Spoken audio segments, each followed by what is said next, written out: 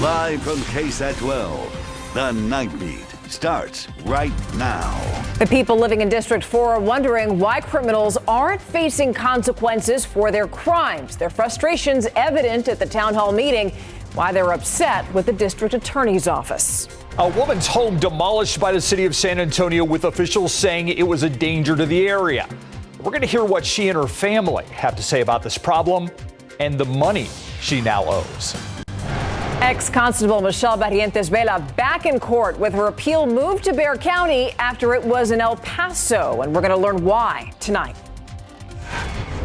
But first, we'll start with this. A lot of angry and frustrated community members showed up to a District 4 town hall meeting tonight at St. Rose of Lima Catholic Church. The bottom line is they'd like to see more progress in getting serious criminals to be held accountable for their crimes. Yeah, the Night Team's Patty Santos tells us people showed up with a mission to be heard, and they were. Much of the frustration during this town hall was really geared towards the district attorney's office. Some people who say they have been able to get the attention of the DA's office showed up here to this town hall to have a face-to-face with the district attorney, Joe Gonzalez himself. Constant contact with your office, Mr. DA.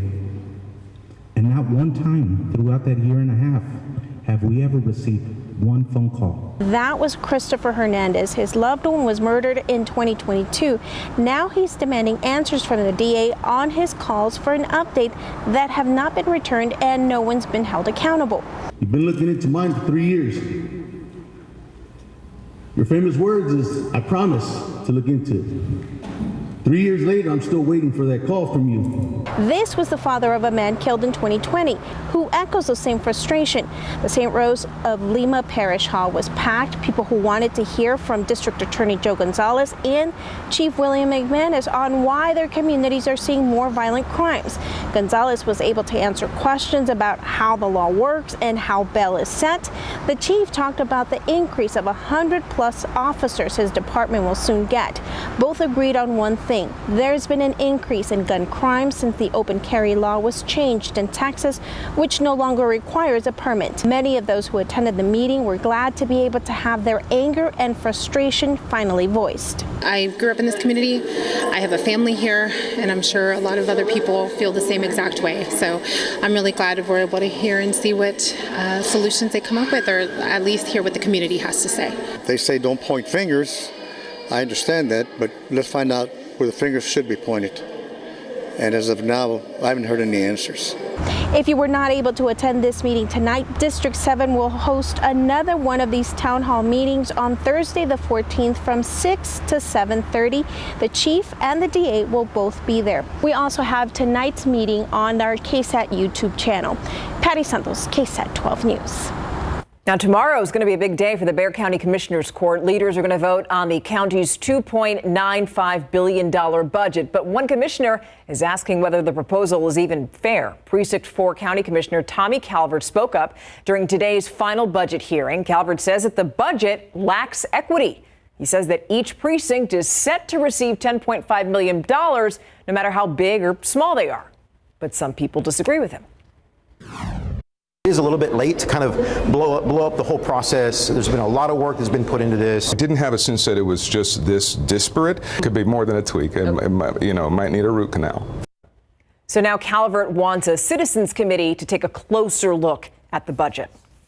Now, a public hearing is scheduled during tomorrow's Commissioners Court meeting, and then after that, the leaders are going to vote, and that's going to start at 10 a.m. at the Bexar County Courthouse. A Northside ISD trustee arrested on suspicion of DWI will stay on the school board. Tonight, trustees announced the board does not have the authority to remove Dr. Carla Duran, the District 3 trustee arrested during a traffic stop earlier this month. We tried to speak to her at tonight's meeting.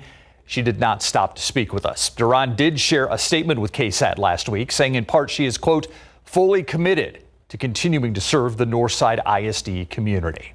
A man accused of running a puppy mill now wanted for animal cruelty. The Bexar County Sheriff's Office says 79-year-old Peyton Leon Wyrick was responsible for 80 animals that were seized from his home last month. At the time, Sheriff Javier Salazar said several of the animals found at the home off Kinney Road near I-35 were dead or about to give birth. To date, BCSO says it believes Wyrick has left the state. If you have any information on his whereabouts, you're asked to contact the Bexar County Sheriff's Office.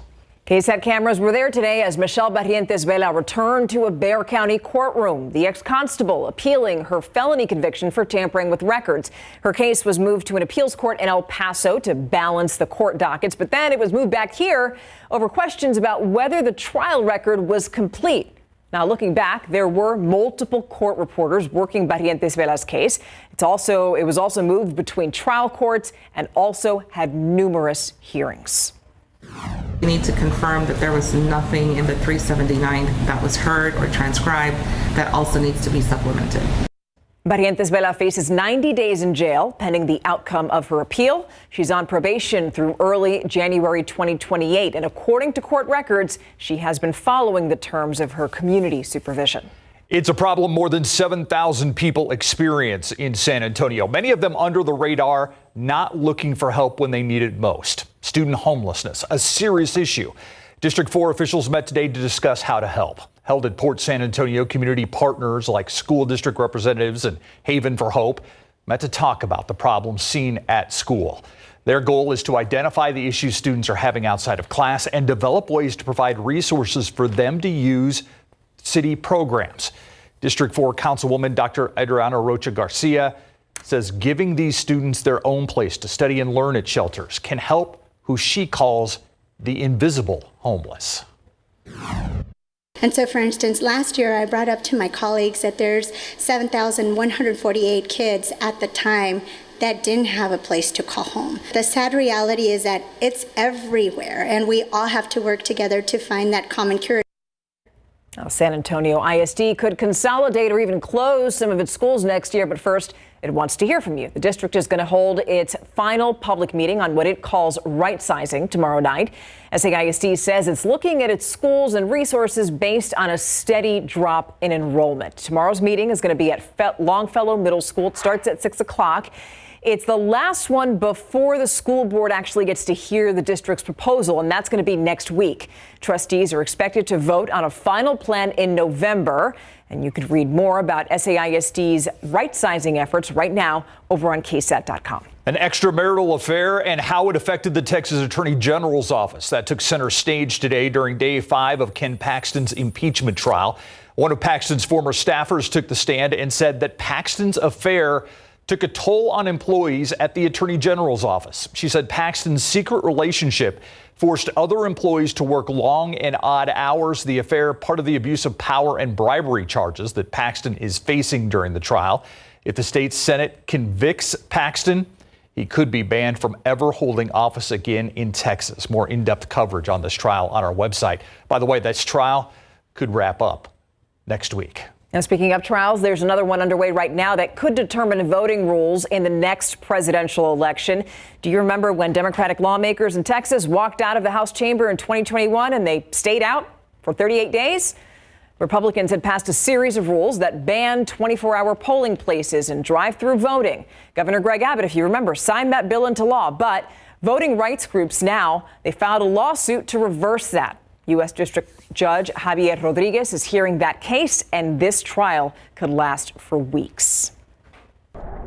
All right, we did not hit 100 degrees today for the first time in 18 days. 97 in San Antonio. It was in the triple digits out near Del Rio and Laredo, though. Now take a look at the radar. There's some storms from San Angelo to Dallas. Now these are expected to fizzle out before they even make it to San Antonio, but they could make it to the hill country by about 4 o'clock in the morning tomorrow morning.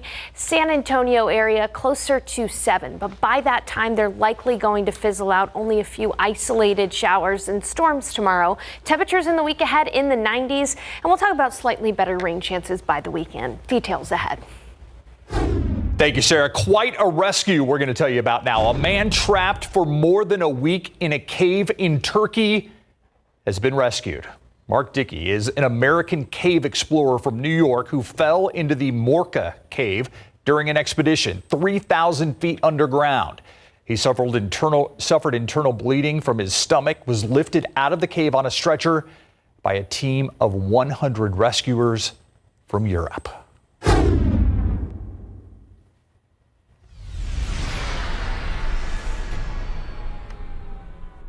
September 11th, 2001, tested our strength, our resolve, and our courage. But we'll never forget that when faced with evil and an enemy who sought to tear us apart, we endured. Powerful words there from President Joe Biden at the Elmendorf Air Force Base in Anchorage, Alaska, as we mark 22 years since the attacks of 9/11. Yeah, across the nation, the country gathered in remembrance of that day in 2001, with the effects still being felt here at home. That's right. Here in San Antonio, the community spent the day giving back to local heroes and also honoring the lives lost. HEB had its 19th annual Day of Service as part of its Helping Heroes program, which, by the way, launched in 2005. Its mobile kitchen had a barbecue drive-through at the Alamo Dome. First responders, as you can see there, got free food. And HEB also visited fire stations around the city to help with cleaning and landscaping. On this Day of Remembrance, we come out and we try to do what we can to serve local law enforcement, firefighters, and EMS personnel across the city of San Antonio and across the state of Texas.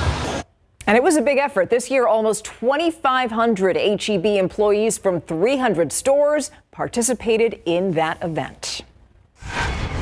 A home destroyed by fire, demolished weeks later. Now the owner's family says they were caught off guard by the work and the nearly $25,000 bill. KSAT investigates why the city says it stepped in and what happens if that bill is not paid.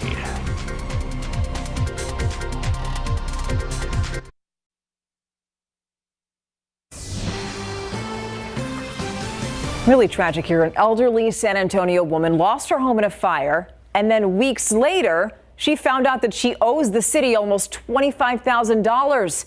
And her family says the house was demolished without any communication from the city's Development Services Department. Yeah, the head of that agency telling our Dylan Collier they had no choice but to quickly level a property that had become a danger to the surrounding area. I'm used to be by myself in my own house. So. But for now, 86-year-old Cruz Flores is staying in her granddaughter's living room. A fire Memorial Day weekend wiped out the Bernice Drive property that Flores called home for more than 35 years. The property was uninsured. The belongings inside the residence were badly damaged. Yeah, it was already gone. Everything was gone. Granddaughter Rachel Cordova said the family planned to quickly sell the land this summer and use the proceeds of the sale to move Grandma into her own apartment.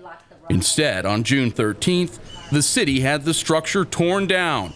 The only notice the family says they received was this weather-beaten door hanger on a chain-link fence that they found as they watched the home being demolished. They should have tried something more than just a door hanger with, no date, no nothing. It's a difficult situation because time is of the essence due to the safety issue, the hazard. Development Services Director Michael Shannon says the structure was determined to be a dangerous premise. That emergency declaration then required the city to have the remnants of the home leveled by a contractor within 96 hours. The extent of the damage caused by the fire really made the structure very unstable.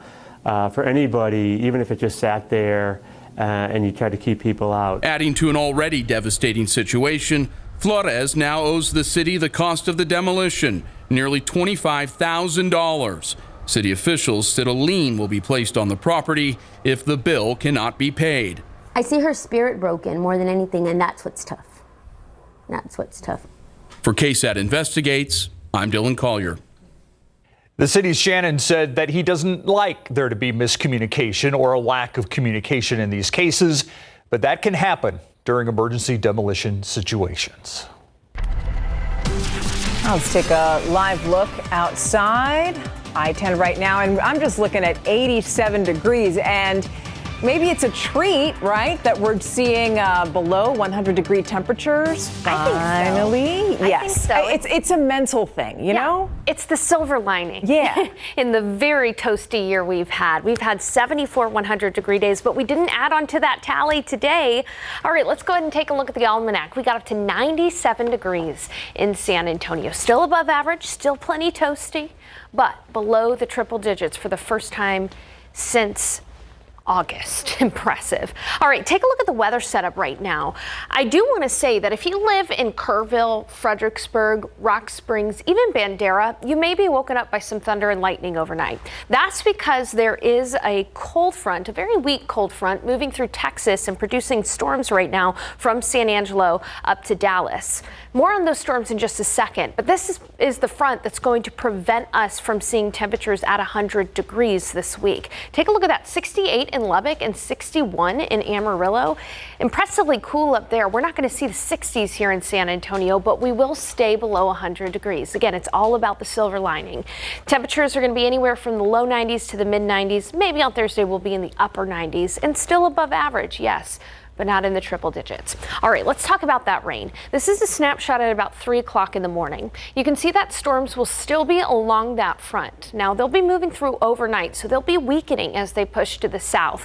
But it is possible by 3, 4 o'clock in the morning for us to see some rain in Fredericksburg, Kerrville. So if you live up in the hill country and you know that your kids get frightened by thunder and lightning, those pups get frightened by thunder and lightning, just take a moment to know that it's a possibility this evening that you could be woken up by some thunder, lightning, maybe some gusty winds.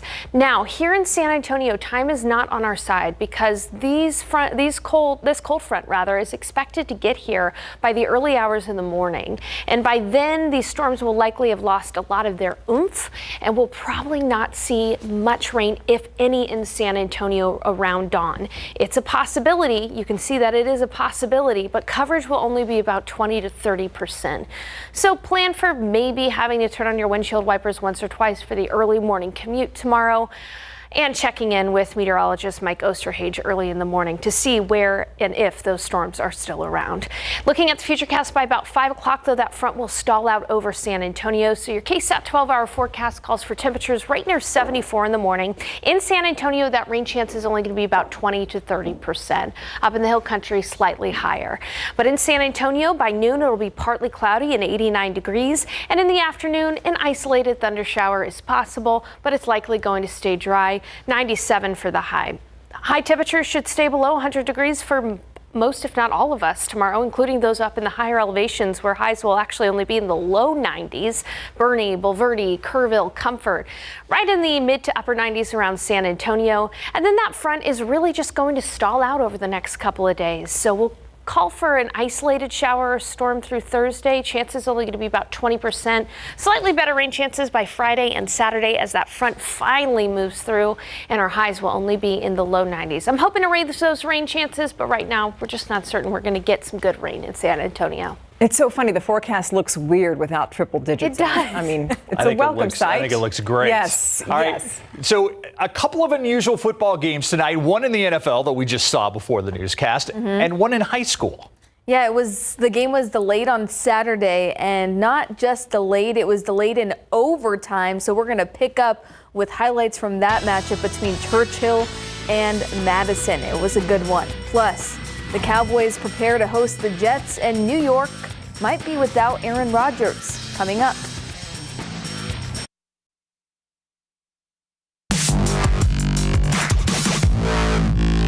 Lightning storms put a pause on Saturday's high school football game between Madison and Churchill. 48 hours in between. The game resumed today, meaning more Monday Night Football for us. Tied at 21, the game picks up in overtime. Madison is penalized, moves the chains for Churchill, and later in the drive, Nicola Pari punches it in. Chargers up 7 now over the Mavericks. Now, here's the Mavericks' chance to answer. QB Landon Gill cuts back, and he'll connect with Ethan Morrison, who finds the end zone for 6. Madison decides they'll go for 2 to win it, but the 2-point attempt is unsuccessful, and Churchill wins this District 28-6A opener, 28-27.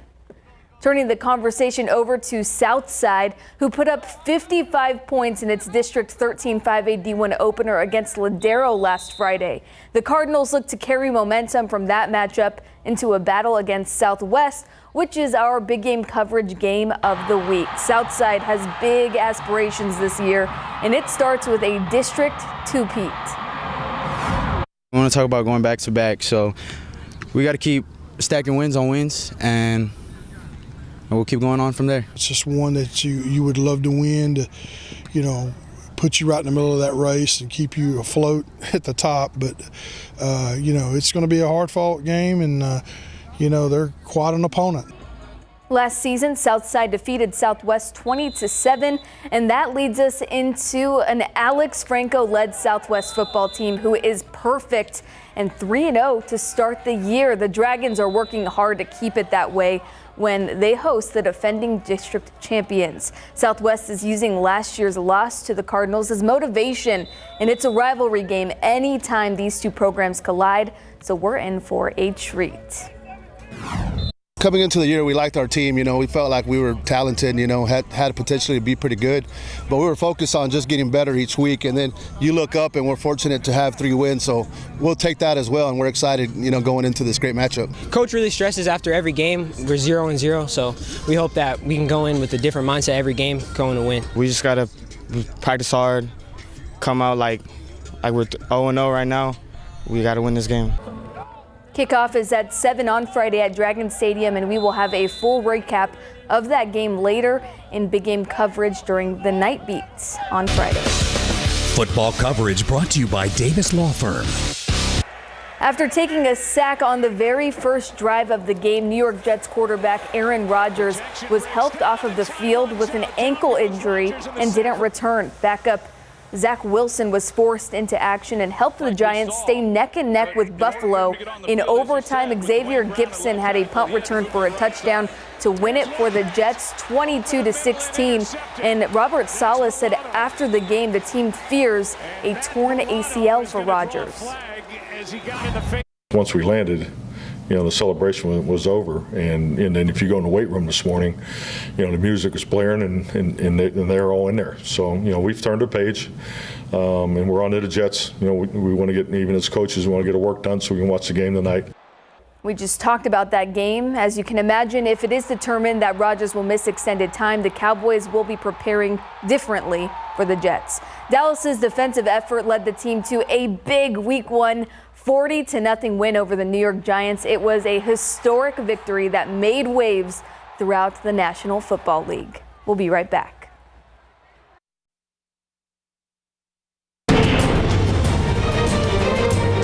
That one game isn't going to define our season last week. What we do moving forward, I think championship teams continue to improve as the season goes on.